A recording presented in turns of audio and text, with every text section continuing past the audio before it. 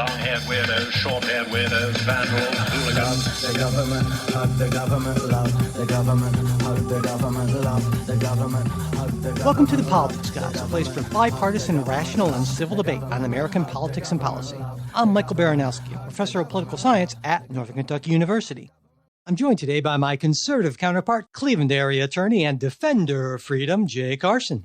Hey, good afternoon, Mike. Yeah, that's right. We're doing this on a Friday afternoon after a long time off. I think it's been a month now since you and I have done the show, so I'm looking forward to getting at it.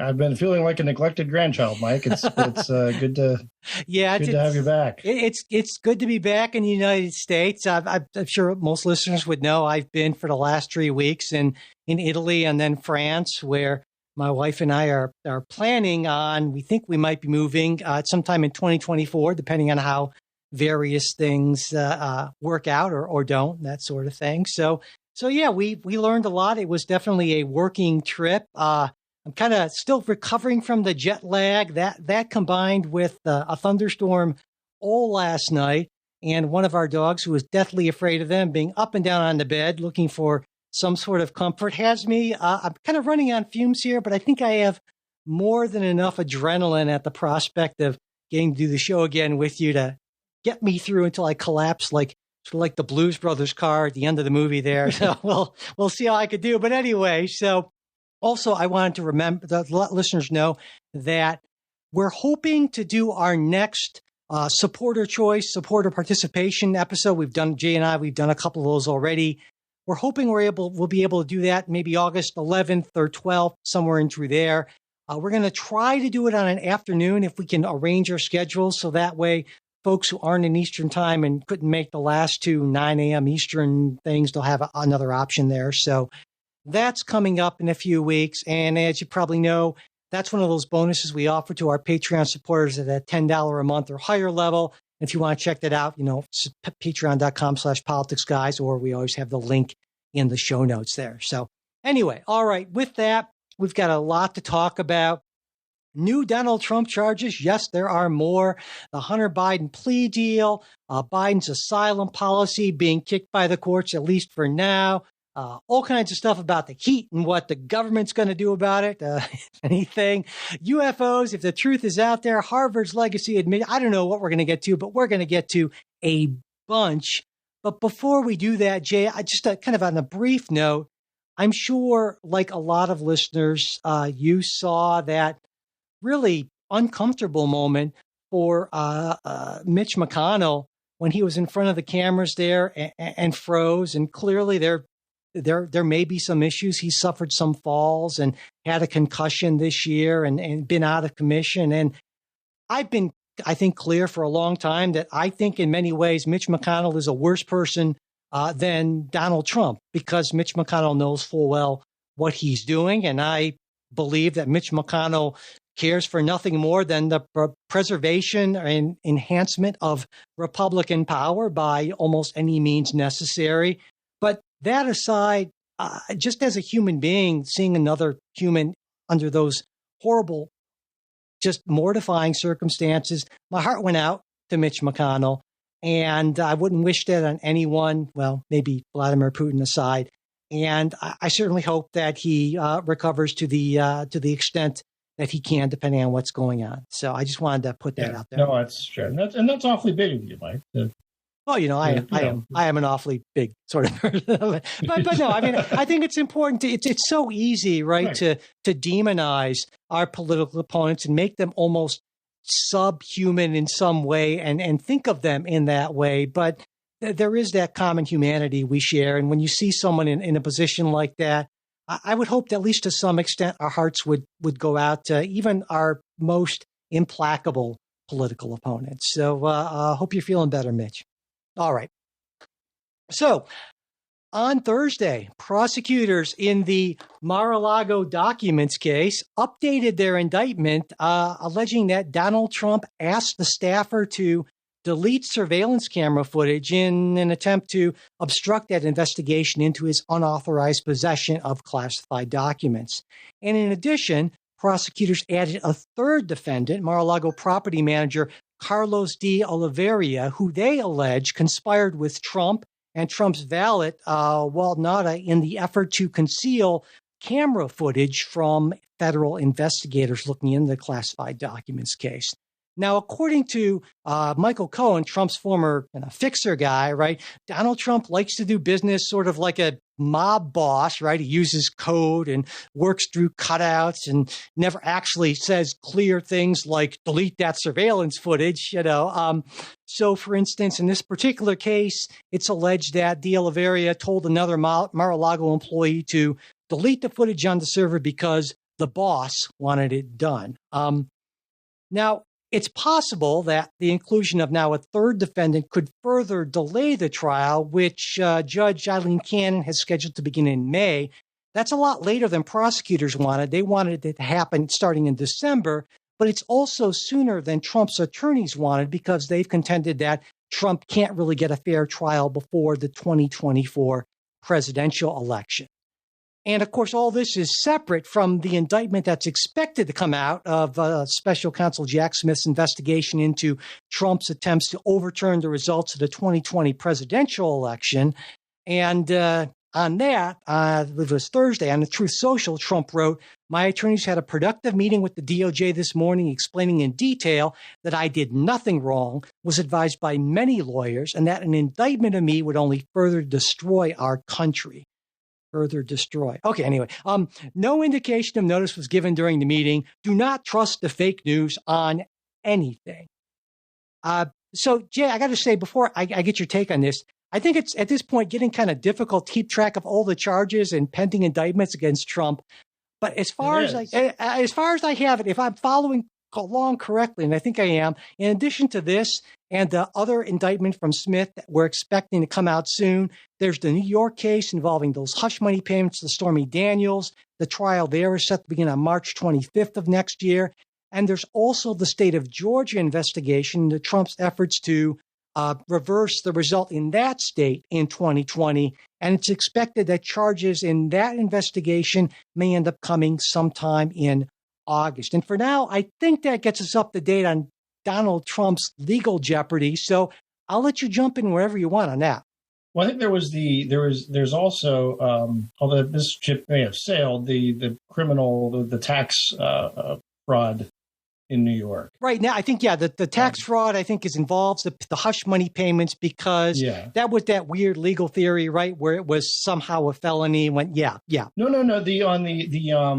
not reporting the taxes correctly on the Trump property stuff. Okay, was that a separate thing? Yeah, like I said, it's hard to keep track at this point. So his lawyers are, not that Donald Trump is famous, of course, for not paying people, but assuming Donald Trump does pay his attorneys, they're certainly going to be well paid by the end of this. So, but on that specific thing that I focused on in the open, what do you make of this indictment or this updated, I forget the word, indictment, and adding another defendant? And does this really materially change things in any significant way as far as you can tell at this point? I think this does it does to some extent, and the reason is the obstruction of justice piece strikes me as one. There's a little bit of a and again, we don't know this is true, right? Everybody's presumed to be innocent at this point. These are just allegations. But if they are true, what it shows is an indicia of what Trump understood to be doing was illegal, right? Right. Okay. You don't obstruct justice if you think your conduct is completely legal. The other piece of it is, you mean you wouldn't say like I did nothing wrong but destroy the tape. Yeah. Exactly. Yeah. Good point. Yeah, it's a good point. Yeah. So, I think that's, and I think people get the idea of, look, you can make, and I don't want to say it's a separation of powers argument because it really isn't, right? About the, whether Trump could classify them or he could, think about or declassifying the documents or whatever. But I think there's still and this isn't so much the legal argument, but the political argument of people who could say, yeah, look, he's the president, and yeah, he shouldn't have kept it afterwards, but he's still legit, and maybe maybe the law technically doesn't say he can just declassify it by just snapping his fingers, but but this is something different. And I think you don't get that benefit of the doubt, and you don't have that argument of, hey, I'm the president, I can declassify stuff. Even though I don't think that's a great argument, but it's much harder to be, why did you erase the tapes? Right. And you add that with him saying after he was no longer president, saying to someone allegedly on tape that, hey, it's classified, but I kept it anyway. So that's So I do think this is different. And it goes again, not to again, this strikes me as more there's two classes in the law. There's what's called malum in se and malum prohibitum. Ooh, right? The in se, of course, it's something that is bad and evil in and of itself. The other is just kind of prohibited, and the keeping the documents strikes me as, well, look, this is just a rule, and sure, it's a good rule, but you could also have a rule that would say former presidents can't keep documents, right? There's nothing inherently immoral, right, in saying a former president could still have access to classified documents. But there is something that it strikes people, I think, is inherently immoral in the, we're going to, destroy or falsify evidence. Yeah. And I think that's why where it sort of hits home a little bit. And again, it sort of it indicates an attempt to cover up, as opposed to, again, what his defense was before, sort of a good faith belief that he's allowed to access those documents. I think that these are all bad facts for Trump. I think it gets more difficult for folks who are on the fence to support him through this. I mean, again, you can, and let me be clear. I've gone on the record saying I think the New York case is nonsense. That shouldn't have been brought. I think the Georgia case is reaching. The Jack Smith remains to be seen. I am not convinced that I don't think that I'm not crazy about the Jack Smith case, but this one, I mean the January 6th Jack Smith, but this. Well, pointing out that neither of us have seen, there haven't been indictments yet, and so, but your presumption based on what publicly available information is that it's going to be a reach, right? Knowing that, what Trump said at speeches and rallies. Was it intemperate? Was it dumb? Was it inciting people to insurrection? I don't think it reaches that level. So, but it seems to me that obstruction of justice is obstruction of justice, and this certainly does tick the boxes for that offense. It seems to me that it doesn't really matter for the Republican primary. I mean, if we take a look at the polling, and DeSantis seems to be cratering, right? He's making all kind of changes to his campaign, and things are going poorly. And Donald Trump is so far ahead of the rest of the field at this point.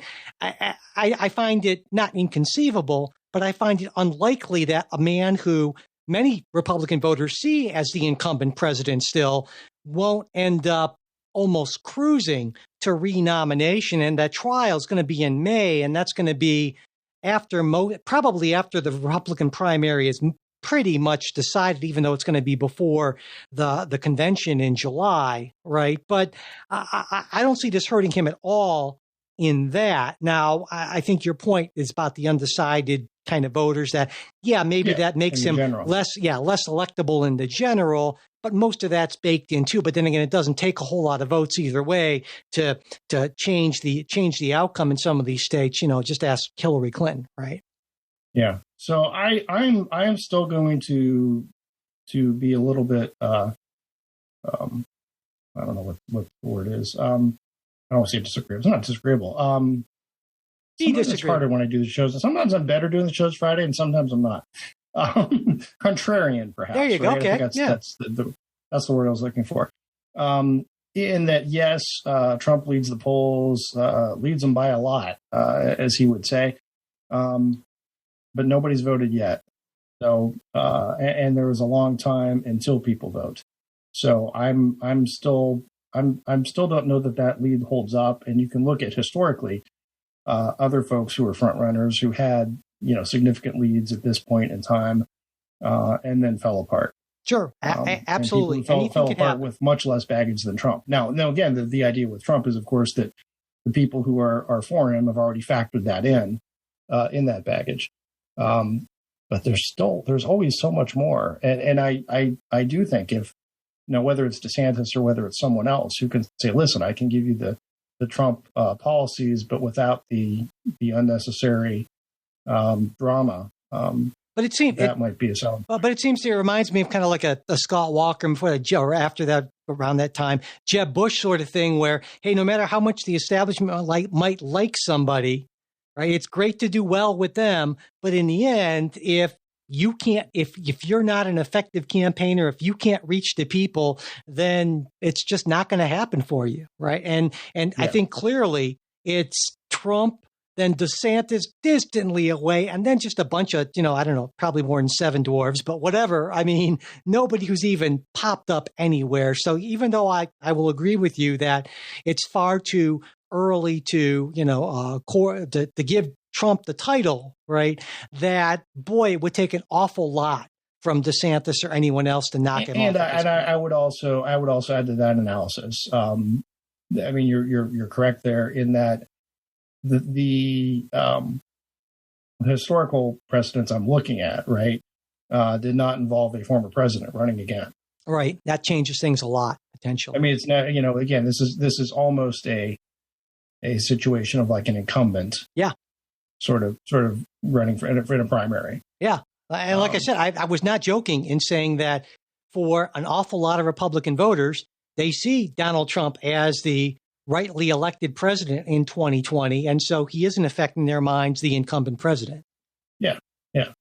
Do you think there's any possibility of any sort of a pre-trial deal here, or does this just get fought off to the bitter end? Oh, you mean in the actual we'll case? Talk, No, I think it gets fought out to the end. Yeah. I don't see any advantage to Trump in making any sort of a deal either. But maybe because Trump actually sees this as an advantage. Yeah, and to some extent it is, to say, look how they're persecuting me. Well, the reason I brought this up, of course, is I have pretrial deals on my mind lately, right? Which maybe is a good segue into our the next thing we want to talk about. If you want to lead us into our next story is under the headline of "Wow, that didn't go as planned." The Hunter Biden plea deal imploded is the word I've seen a lot of lately. On Thursday, after Judge Noriega indicated that she didn't believe that the deal had been fleshed out yet, she was not ready to rule on it. Biden ended up entering a not guilty plea. There were fireworks at the courthouse as the prosecution indicated that they might, in fact, seek further charges against Biden, despite Hunter Biden, let me clarify, despite the plea deal. And Hunter Biden's lawyers said that emphatically that was not the deal, and that if that's what the government was saying, they could just rip up the plea deal, which seems to more or less have been what happened. Now, the way these things work, right, you can always come back and come up with another plea deal, but this is certainly not a good. Let's put it this way. Again, this is not how anyone was expecting this to go, and it's certainly not a good turn of events for Hunter Biden. And we can talk about whether maybe or maybe not it's a good turn of events for Joe Biden. So what are your thoughts, Mike? Well, I guess I'm thinking about this in two ways. Number one, I looked at sort of the deal itself and what the judge said. And on that, I found myself sort of agreeing with her. It seemed to be, if you go into a situation, right, what Hunter Biden did, and the judge says, well, do you agree to plead guilty, understanding that additional charges can be filed against you. And you say, huh? No, Wait, what? I mean, that's yeah. that someone Yeah, did no, do their, that's what you have to do at that point. You Yeah. have to say, yeah. And no, so when he proceeding, didn't yeah. say that, my understanding is that everyone scrambled and said, well, let's put something together really quick. And they did that. And not surprisingly, the judge said, well, wait a second. So you're saying that somehow I'm supposed to be in charge of figuring out if Biden violates the terms. And then if he does, Right. I will somehow bring these charges back as opposed and that's another piece of this deal, which is entirely unusual. Yeah. Is that it sort of turned it over to the judge to supervise his adherence to the plea deal rather than to the prosecution, which again is odd. And the judge said, "Wait a second, I'm not sure I can have the constitutional authority to do this." Which is what I think a prudent judge should do, especially in such a high-profile case. If you're not sure, just say, hold on a minute here. This doesn't seem right to me. And it seemed a little funky to me, too. So there's that, right? But I feel like what happened has been mischaracterized by a lot of people. Like, for instance, it seems to me that the Republican talking point is that this was a sweetheart deal that fell apart. Virginia Fox, who's a Republican on the House Oversight Committee, said the development that the sweetheart deal turned sour is welcome news to every American. It collapsed under the weight of its own blatant corruption. I'm like, well, if you want to argue it collapsed under the weight of anything, maybe blatant incompetence, perhaps you could say, okay, it does not seem to be a well-structured deal. But what Fox and other Republicans have said, prominent Republicans have said, seems to me to be going past what we actually know to be the case and engaging in some pretty significant, and I would argue in some instances, unfounded speculation. Yeah, so I would tend to agree because I read it differently as to what happened. And again, if you look just at the facts that we absolutely know for sure, right, what happened in court, the judge absolutely did the right thing, saying, look, this isn't, one, you're asking me to approve a deal. It doesn't sound like you actually have a deal. Right, that's a problem, yeah. So that's the biggest piece of it right there. Second of all, the deal you are sort of asking me to approve requires me to do something that I'm not sure I can constitutionally do. So I need to check on that. And third, this is a big public piece with some moving parts, and it is necessary to get this right. The other thing that I didn't mention, which is also kind of a weird, curious thing, is the call to the clerk's office. I don't know if you followed any of this stuff. No, please.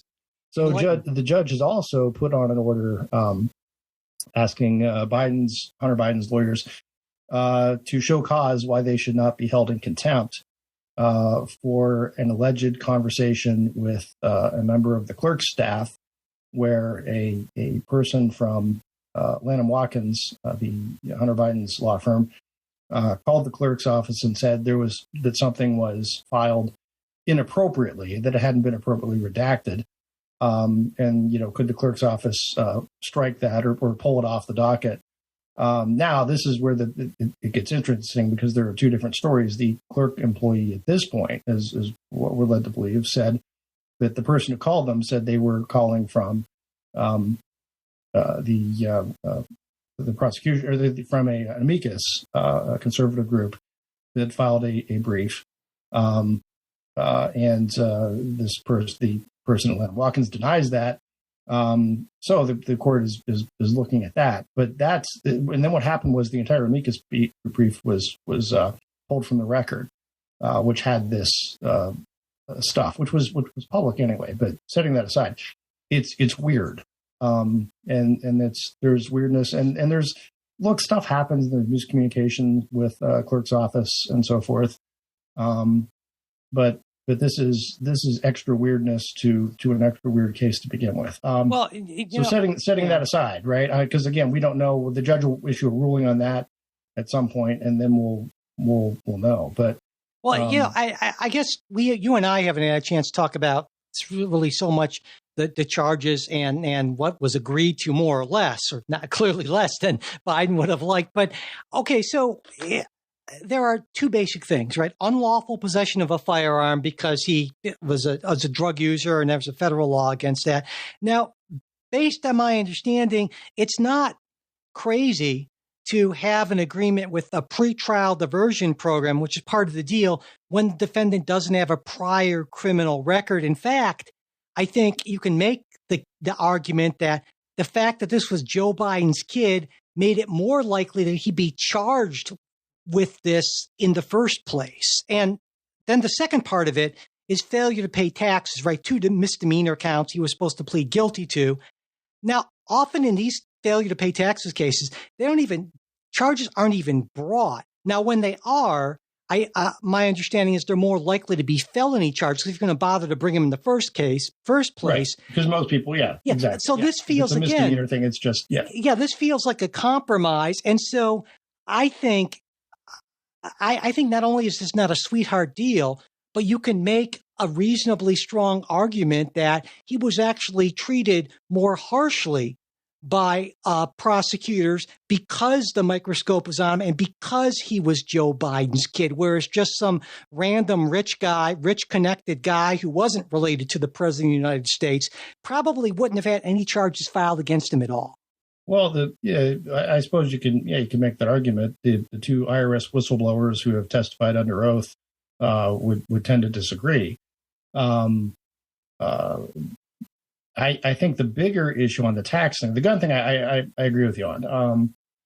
The tax thing, I think the bigger issue is, did the IRS slow walk all of the tax stuff, IRS/Justice Department, slow walk all of that so that the statute of limitations had run on the more serious tax offenses. And those are questions that they're looking at. So to me, that's if you want to say the corruption sweetheart here, that's where it is. Let me say on that, Jay, on the gun thing, that is sort of small potatoes. So on the tax thing, I would say there are maybe 2 elements of this. If federal prosecutors, if the IRS, if folks in the administration did this because they thought it would somehow curry favor, or they were concerned about repercussions if they were too aggressive, that's one thing. It's something else and far more serious if there were people from inside the inner circle of the Biden administration who reached out and made comments, threats, however you want to, warnings, if you will. That's a whole different level. Now, I know there's a House committee that's looking at, the Biden family committee or whatever, looking into all of this stuff. And as far as I can tell so far, there's no indication that there's any direct involvement from the White House. But I certainly could understand if I'm some mid-level government employee and I know that the president's kid is being potentially up on charges, I could see where if I were concerned about my job and maybe didn't have the sterling integrity that, of course, I possess, where I might say, gee, I don't know, maybe I should go a little slower on this, even if no one said anything to me. So this strikes me as... Go ahead. Their testimony to some extent is that they wanted to pursue other things. Hey, can we go conduct this interview when they were told no? Hey, can we do, follow up with this witness? Right. No. And that sort of thing. And that's the question that, again, that's what they've testified to, and that's what the hearings are looking at. And the question then also goes to U.S. Attorney Weiss, the U.S. Attorney for Delaware, who is, the guy bringing the charges, essentially. Whether he had free reign or not, you have witnesses who said that he said that decisions were being made above his head. Now he has been called to testify before Congress, and he is not at this point. Which gets me to, if I'm really being sinister, Mike. Go for it. The government's insistence that additional charges may still be brought. That essentially helps get Weiss off the hook, because he can then say, well, the investigation's ongoing, I can't testify. Whereas if this does conclude the investigation and everything is done, wrapped up with a bow and it's all over, then there's no reason that Weiss couldn't testify. Well, to kind of be contrarian to that, when it comes to these sort of massive plots and organized things, I tend to think not a massive plot. Well, you're right. Plot. It's a medium plot, right? But I tend to go with the simplest explanation of kind of human nature. And so if you're the prosecutor, maybe you just say or imply something like that to give yourself coverage. Well, it's out of my hands. There are people upstairs. Tell them, and maybe they are, maybe they aren't, right? And I hate this conspiracy. That's fine, but if the question is, did he say it or didn't he say it? Yeah, right.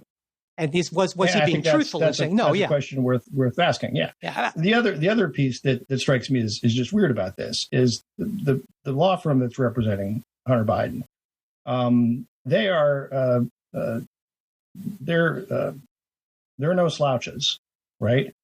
This is one of the premier law firms in the country, and they tend to specialize in a lot of democratic causes. And with a very important client.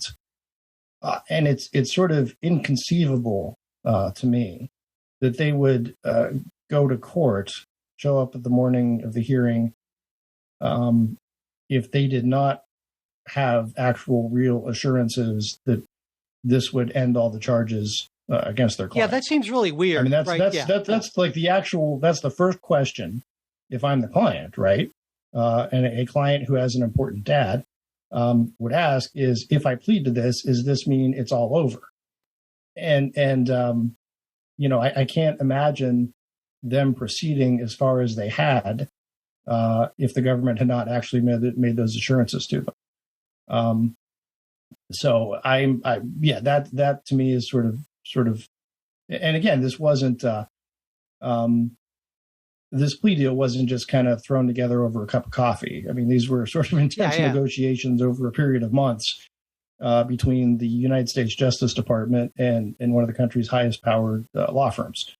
To me, it's unbelievable that sort of detail just kind of slips through the cracks. And it's not right. I'm not trying to be conspiratorial. No, this is different. I should point out that I think if you looked at any prosecution of a powerful and connected person under this kind of a microscope, you would find all sorts of weird stuff. But you're right. There's a distinction between like the weird clerk thing that you're talking about, which is kind of maybe a peripheral sort of thing, as opposed to failing to nail down the key element in why someone would the actually essential material exactly. piece of And so something it's like in a civil settlement agreement saying, okay, if I settle this, if I pay you this, then that ends our lawsuit. Yes, except I might sue you again. Yeah, exactly. Right? It's kind of a fundamental piece is releasing all the claims. Yeah, there's no way. If the two options are either, like you said, that these highly trained, incredibly intelligent people who knew they were under a microscope either were somehow getting paid thousands of dollars an hour. Yeah, were somehow inexplicably incompetent, or someone's not telling the whole truth. Yes. And I know where my money is, right? So, but so to me, though, kind of weird. The irony of this is, what is Hunter Biden accused and admitted to doing? Well, having a gun and screwing over the IRS. You would think Republicans would love that. I mean, my God, that's practically your party's I am a little sympathetic to him on the gun charge. Like I said, I think that's kind of not that big a deal. Yeah. So on this, do you think that I asked a settlement question before? Obviously, I think it's very different. Do you think that they will be able to come up with some sort of a settlement here that, after they kind of work over it again? What's your thinking? Let's watch to see what happens with the Weiss subpoena and whether he will testify. And I think you may start getting the answer there if I'm right. I mean, I could be wrong, and I could just be completely conspiratorial. I haven't been able to talk to you for like 3 weeks, so my mind kind of wanders into the fever swamps of the there right. You go. But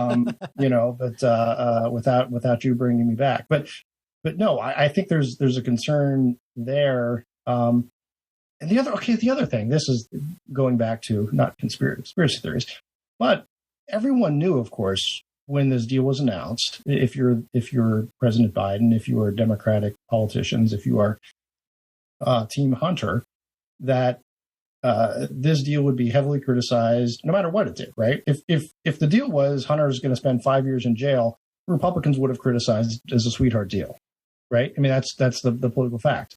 But despite all this, and despite the getting hammered on this is a sweetheart deal, The government, and again, the government being accused of corruption, right? The prosecution being accused of corruption and giving him, no one ever said, no, it's not a sweetheart deal because we can still prosecute him on these other things. And to me, that's what sort of strikes me as why wouldn't you have said that? That would be a important really thing to point out. Yeah. It's there's a lot of questions here for sure. And to me, this is larger than Hunter Biden. I think this just kind of puts really magnifies the extent to which, at least I believe, we really have sort of a two-tier justice system. If you are a powerful and connected person, things work differently from you. If you were just like if I decided to take drugs and get a gun and not pay my taxes, things would be different for me. I would be. Yeah, I would certainly consult you before I get any of those. Not prior to that, because that would involve you in a criminal conspiracy. Or if you paid hush money to a porn star mistress. So things would be a little different for me. But anyway, let's. How about we stick with Joe Biden, but this time in actual policy stuff, because we'll stay still with the judicial stuff, because President Biden's asylum policy was recently struck down, wasn't it? Yeah. So on Tuesday, a federal judge blocked Joe Biden's asylum plan. Issued an injunction, essentially putting the ruling on hold for 14 days for possible appeal. But the Judge John Tiger of California's Northern District, who'd actually ruled against a similar Trump administration policy, I said that, look, this looks pretty much the same as the Trump policy. It has to do with when migrants can be essentially taken out, removed from the country, or whether they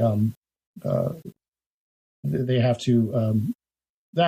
It's Friday afternoon. It can be rough, but Civil Liberties Union sued that the asylum rule bars migrants who's passed through another country from seeking asylum in the U.S., which is new. So and similar to the Trump rule that was sort of similar to the.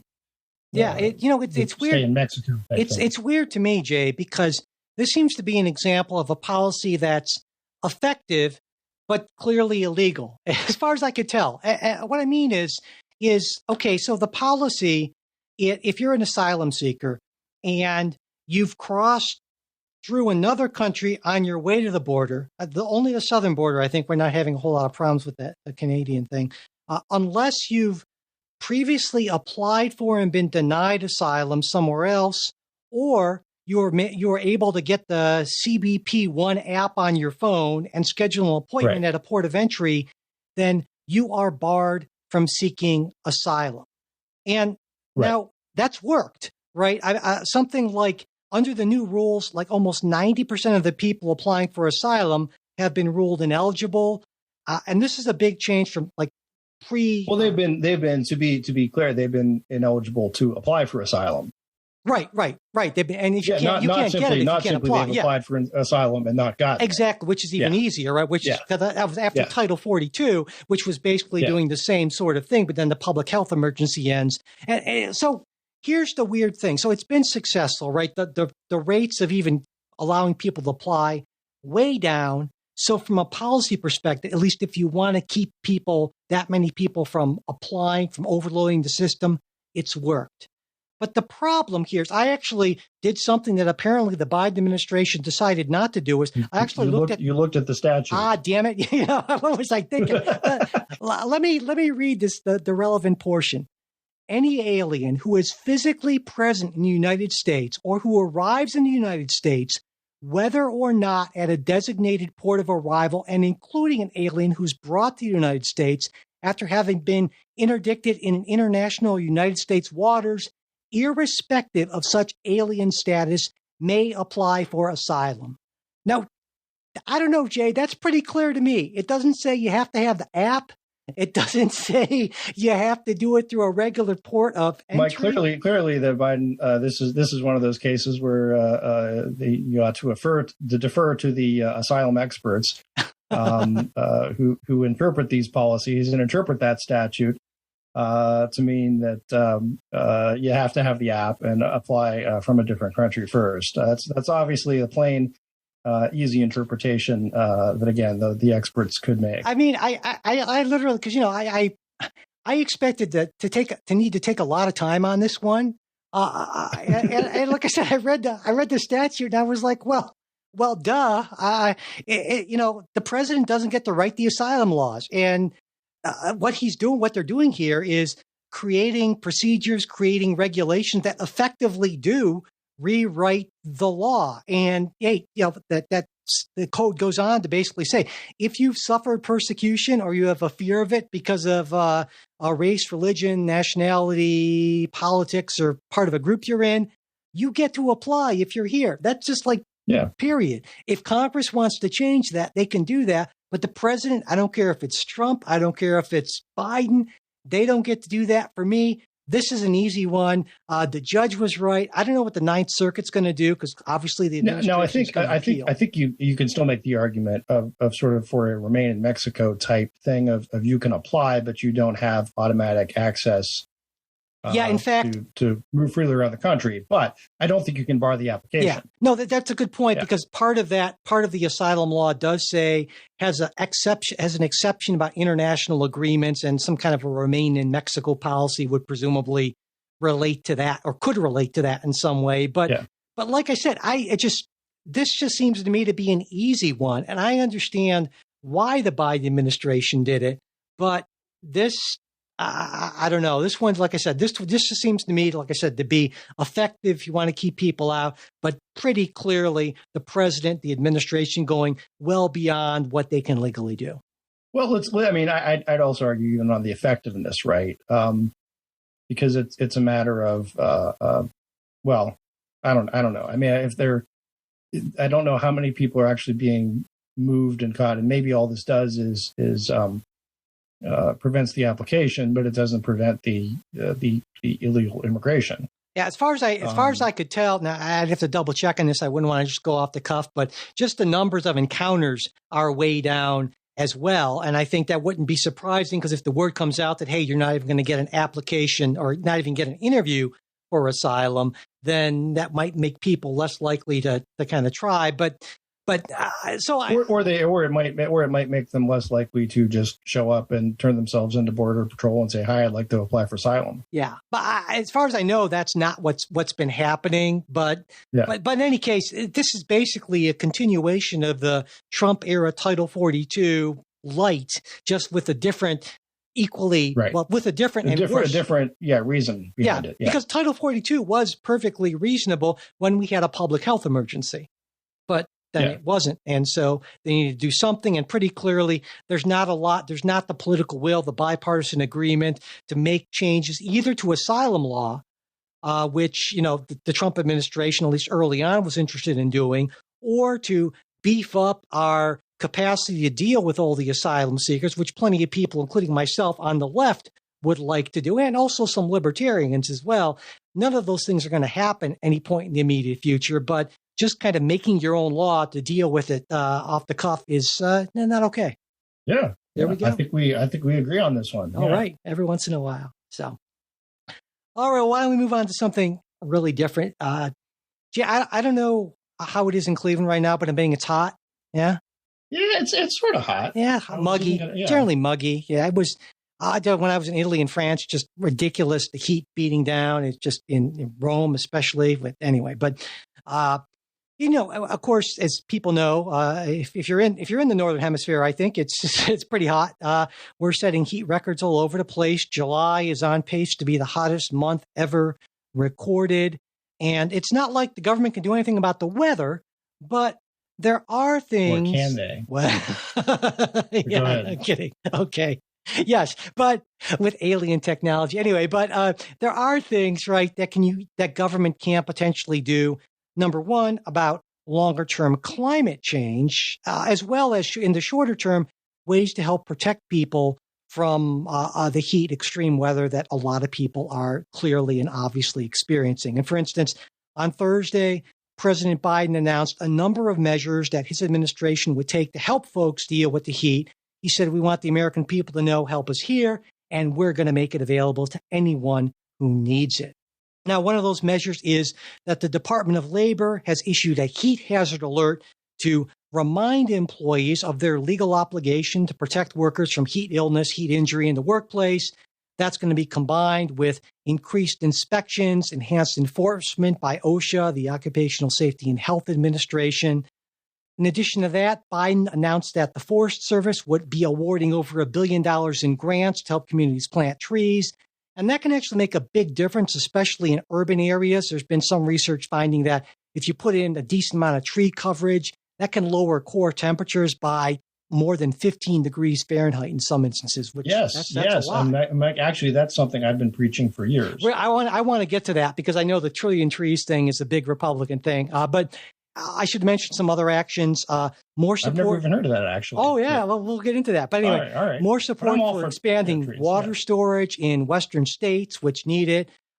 Increased funding to the National Oceanic Atmospheric Administration for improving weather forecasts to help improve preparedness, getting better forecasts for heat waves, other extreme events like that. So that's kind of the general stuff that President Biden outlined.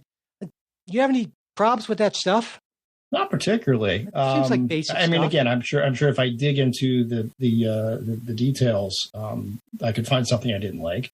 I would be remiss if I didn't note that our I think like 4 ARPA water slides at our new pool are now all broken. So again, that just that my question of always whether can the government really do anything competently and so forth. And again, to cure COVID, to rescue the American economy, we did put in a bunch of water slides at our public pool. But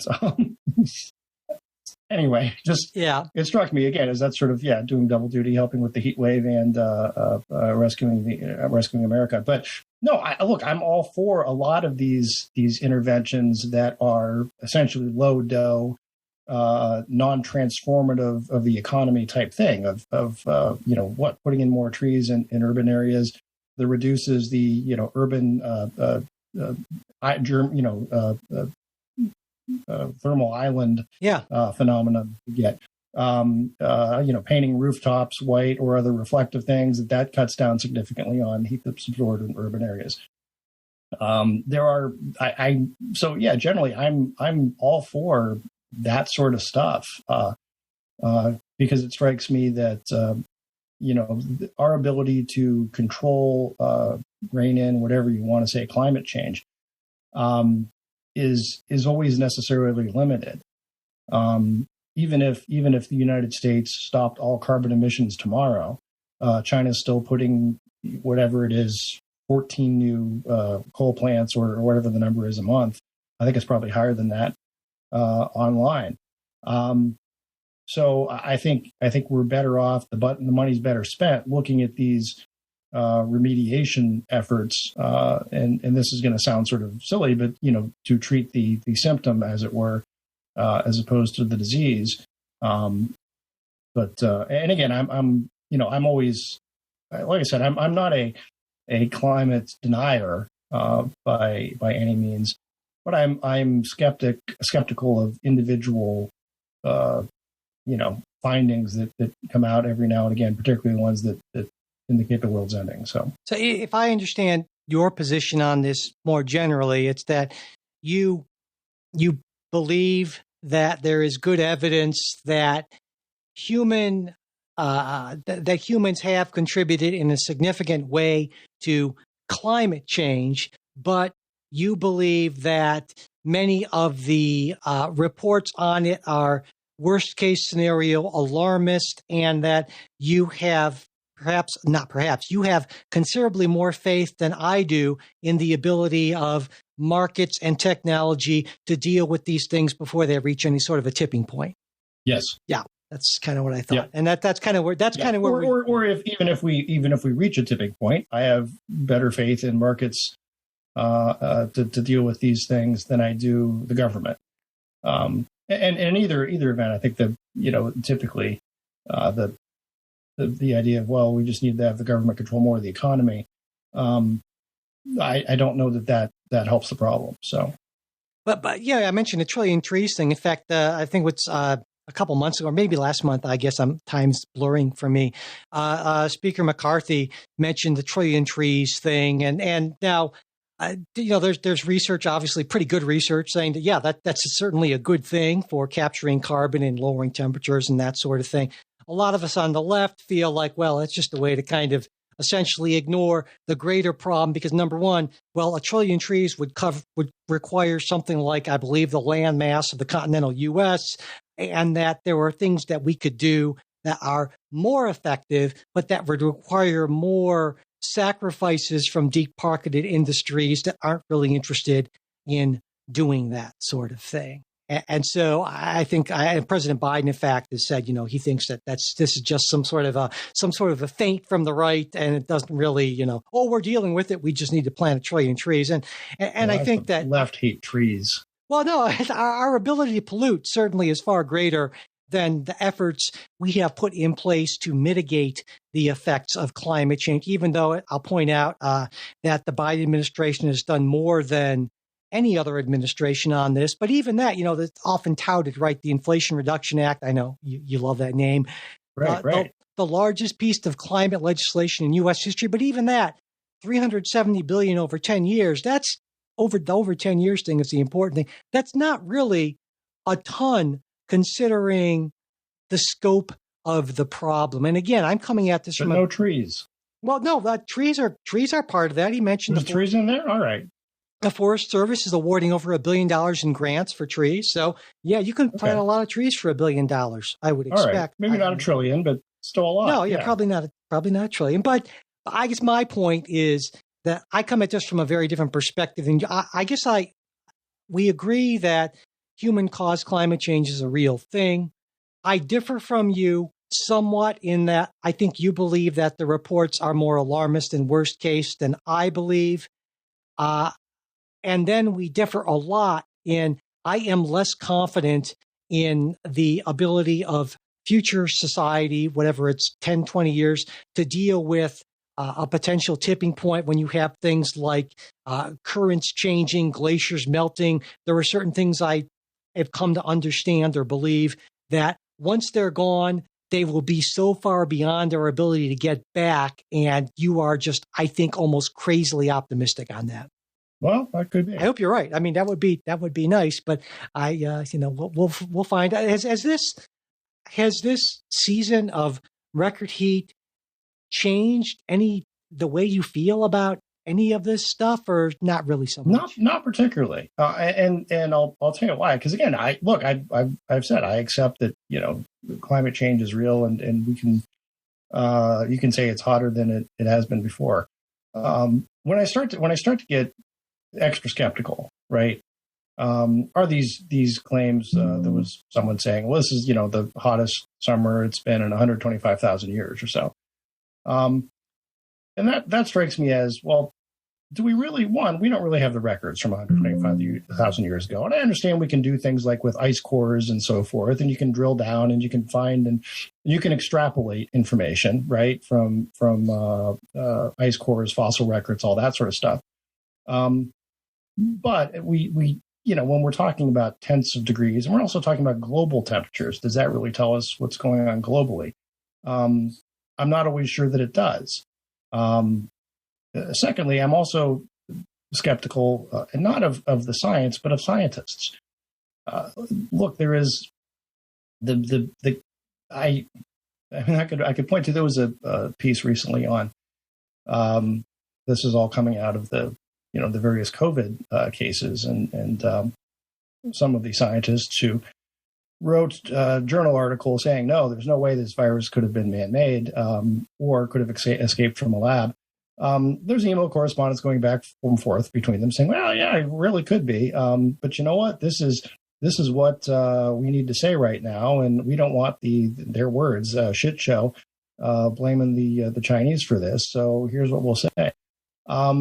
So I'm skeptical that, I would put it in this phrase that all humans lie and all scientists are human. So Yeah, and the beauty of science, right? The thing that why science has been the driver of Western civilization, is that it can get around that by saying, okay, then if you don't believe these guys, do the experiment yourself. Right. And that is sort of the way to truth. The way to get around the fact that all humans lie is, well, okay, maybe they do. But if you have a whole bunch of different people and they all try this and they all come up with the same results, then you know. So yeah, and again, that's, I don't know. So and also again, I'm skeptical of global temperatures and how we measure those. It's been unseasonably cool in Cleveland this year. This is like probably one of the first days it's been over 90, and it's at the end of July. That's unusual. So again, I'm not saying I'm not disagreeing that it's crazy hot other places. And I think, there's distinction. My understanding of when they're talking about warmest ever recorded means ever recorded, not before recording technology for temperature. Well, no, but there have been some statements. Yeah, I heard just this morning of people saying. Well, I think it depends because in the hundreds of thousands of year, I think there's that filter effect. Like, for instance, when you're hearing a lot of climate news reported through media of the right, I think they tend to pull out the craziest, most out there stuff and representative as being the view of the mainstream. No, this was public radio. That was. No, I think, I think that tends to get exaggerated on. But in any case, I guess, there are some other aspects of this that you and I might agree on more. Like, for instance, in Florida, right? It's becoming, because of climate change and at least a lot of people would argue climate change and natural disasters related to that, hurricanes and so forth. It's becoming incredibly difficult for many people to buy homeowners insurance in Florida.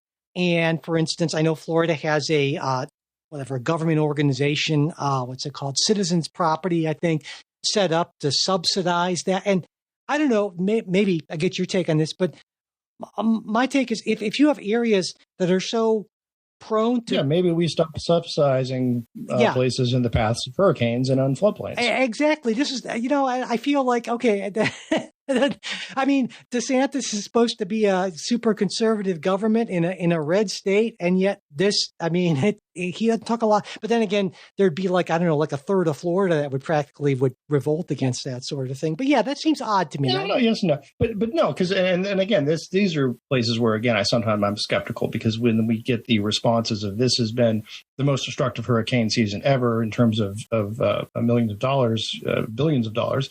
You say, well, of course, because we keep inflation. Every time there's a hurricane, we keep building nicer and nicer stuff right there where the hurricane's going to hit. So, of course, it's going to be more expensive than it was last time. So that's my skepticism. And also things about, when the largest hurricane season, we've had, well, I don't know, what was the hurricane season in the Caribbean like in 1450? Well, nobody knows, right? What are if you consider that, right, that we weren't always keeping track of all these things until really the last 150, 200 years. That changes, and our instruments to keep track of those things were not as exact then. The fact that definitions can change in terms of what's a hurricane, what's not a hurricane, what's when does an El Nino start? When there was a story. This was recently that the El Nino this year was like the earliest ever announced El Nino. But of course, the when you decide to make an announcement about the El Nino isn't a scientific fact. That's a human function. Yeah, but I think so. Those are my reasons for skepticism. But I think, and again, I'm not saying I'm denying, but I think people. I'm sure of it, that a number of listeners that have gotten to this point might be thinking, well, okay, Jay, maybe you're right on all of those particulars, even if they concede that you're right in those particulars. They would argue that in a way it provides aid and comfort, it provides cover for people to take that bill of particulars and expand that into a reason for why we can just ignore all of the findings of climate science, because if they lied about that, they're probably lying about everything in the service of the liberal institutions that want to destroy our way of life and so forth. And so what you're actually doing is hastening our destruction by giving people good reason to ignore very the afternoon, problem. hastening our destruction. Hastening our destruction. There you go. So I'm sure you're well, not, I certainly didn't mean to hasten anyone's destruction. well, you know, it happens sometimes. but, Destruction's hastened. Look, I think if you are on the right, or as I am, I think it does make it difficult. I would say I'd argue it the other way. If you want buy-in from people on the right, then the answers, then maybe the responses should to legitimate kind of questions should be like the kind of conversations we have, but they shouldn't be shut up, right? It shouldn't be the like the East Anglia situation, right? Sure. Where people, this is where it was raised the same issue of, well, we adjusted all the historical temperatures because we couldn't, the instrumentation wasn't that bad and so forth. And, someone said, okay, well, can we see the original numbers? And, well, no, you can't. Well, why not? We destroyed them. What do you mean you destroyed them? That doesn't sound terribly scientific. And the idea was, well, no, of course we destroyed them because otherwise people might misuse them and try to mislead people about the gravity of this crisis. And that to me is reason to say, well, maybe I shouldn't believe you. Well, I think both sides are engaging. Elements on both sides are engaging in what you might call, if we're going to make it sound all fancy, noble lies, right? To advance what they believe to be good causes. That's exactly what it is. But it's more, not that there's any political opportunism involved in any of this. Right? I mean that in very much as you do, and if maybe listeners don't, the Platonic sense of noble lies that in Plato's Republic, Socrates, makes the argument that obviously there can be noble lies where because you people are also stupid. We have to lie to tell you something, to do something, because otherwise you'll do something. You'll drink the bleach or whatever. Hence the Fauci. Well, you don't need a mask, but then you do. The noble lie being they wanted to preserve the masks for healthcare people. Or that being at least the follow up or to the noble lie. The same thing goes with again, a lot of the COVID censorship type stuff of, well, we don't want a shit show with the Chinese, so we will agree that we will not say this is a lab leak, and anyone who does is a wacko tinfoil head conspiracist. So anyway, my position, Mike, as a conservative, is that we ought to reject the noble lie in favor of the idea that men are, by their nature, rational, and that's rationality is what gives us our basis for our self-government. Yeah, which Plato would necessarily agree. Yeah, I hear you. And right, and Plato's position, to be clear, was like, look, a whole bunch of you are just idiots. Yeah. I'm with Plato, not listeners, right? But, well, no, we've had this discussion before, is that you are a lot more convinced of the reasonableness and rationality of people on average than I am. I think most people are well-intentioned and want to do the right thing, but they're just, for various reasons, some of them just aren't too smart. Some of them, because of various factors, are just not able to think, to reason at that level for reasons that are not their fault. People's abilities and all kinds of things vary, right? I mean, I can't dunk a basketball, and so,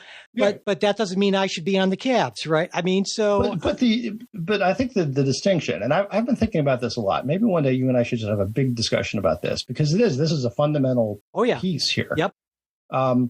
Is no, and I've also made that comparison too. That look, I can't play basketball like LeBron James, but I can play basketball. You know what I mean? I can still dribble a ball. I can still shoot, and it's sort of well enough to get by. Now, can I do that at the highest level? No, and I think that's what I would say. Look, some people are smarter than others. Some people have greater capacity for reason than others.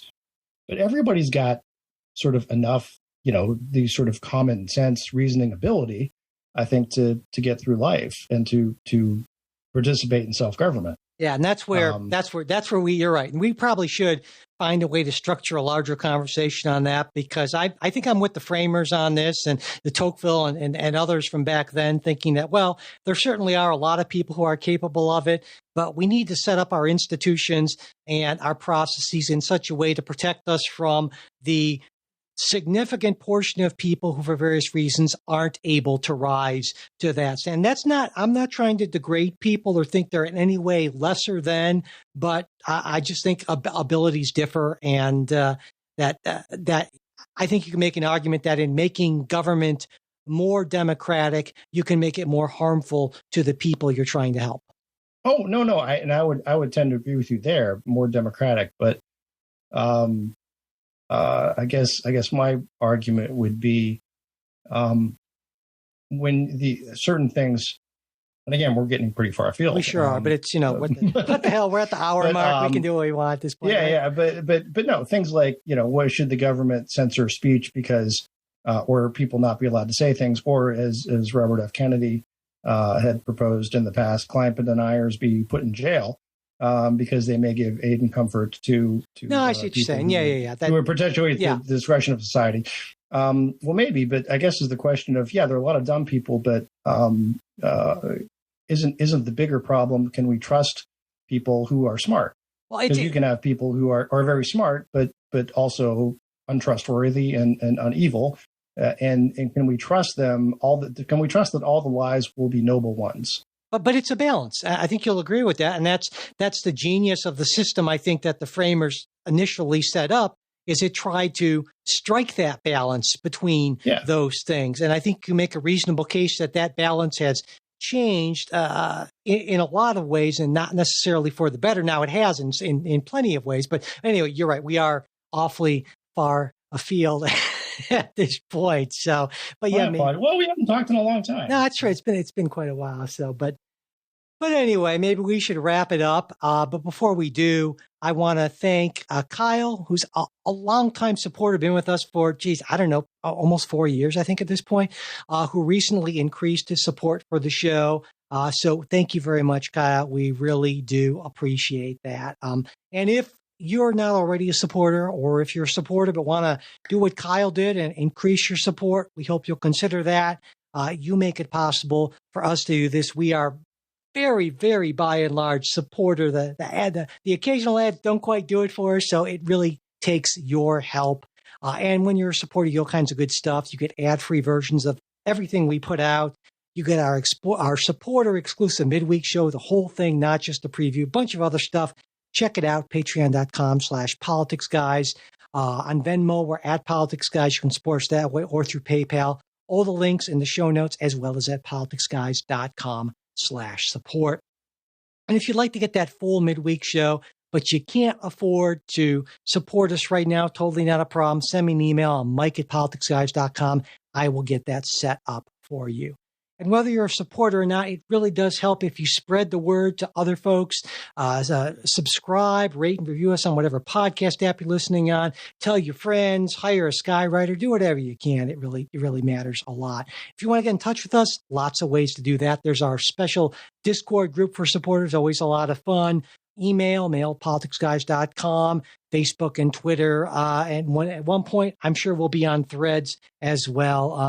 We'll see about that. Anyway, before we go, as always, a very special thanks to our fantastic executive producers, Bruce Johnson, Wilma Moreno, Andra Masker, Daniel Toe, Ryan Beasley, Don Oglesby, and Ivan English.